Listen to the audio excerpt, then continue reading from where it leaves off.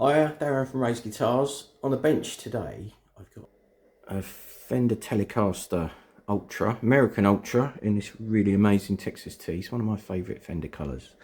So it's come in for a setup, but also customers complaining of sort of a lot of hissing and crackling noises. So I've had a look through the electrics.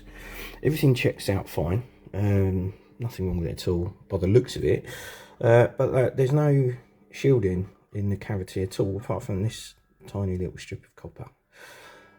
So I'm thinking, although they're noiseless pickups, it could just be picking up interference. So I'm going to shield the cavity and see if that makes any difference. There we go. So it's now full of copper shield.